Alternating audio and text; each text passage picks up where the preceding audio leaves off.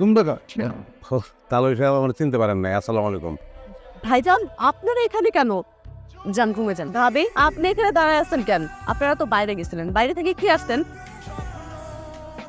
বাবা কিছু মনে ছিল না।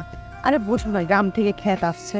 আমরা কালকে সকালে হোটেলে যাবো। ঠিক আছে, এটা তো সাজ্জাদের তো আমরা কই নাই, ওরা করবো না। সাজ্জাতে রাখলে আমার পোলা খাইতে বসছিল, ওই থেকে উঠাই দিছে ওরে। তারপর তুমি সাজ্জাতে বসে থাকবা। ও আপনারা চলে যান। আরে কি খুঁজো তুমি? আমারে বলো কি খুঁজতেছো জানে? আসলে আপুর রুম থেকে টাকা হারানো গেছে তো, তাই আপু বললো একটু খুঁজে দেখতে। ঠিকই বুঝছো তুমি।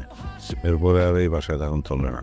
মিম, তুমি টাকা করতে কোথায় গিয়েছিলে? মিম আসলে ভুলটা আমারই ছিল, টাকাটা আমি ডয়ারে রেখেছি, ভুলেই গিয়েছিলাম। আমি আর ওনাদের রুম স্যার। তোমার সাহস তো কম না, তুমি আমার পারমিশন ছাড়া আমার ভাই ভাবির রুমে গিয়েছো সার্চ করতে। টাকা খুঁজতে যাওয়ার তাদেরকে তোর মনে করা কি একই জিনিসটা? দুলাল ভাই আমার সাথে এভাবে ধমক দিয়ে কথা বলার আগে একবার চিন্তা করে দেখবেন আপনার এই অবস্থানে আপনাকে কে নিয়ে এসেছে।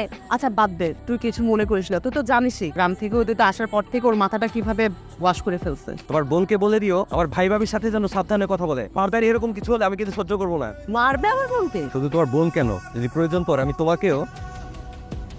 আরেকটা কথা, আমার পারমিশন ছাড়া কেউ যেন আমার ভাই ভাবিকে এই বাসা থেকে বের করতে না যায়। Mind it. খুব সাহস হয়ে গেছে।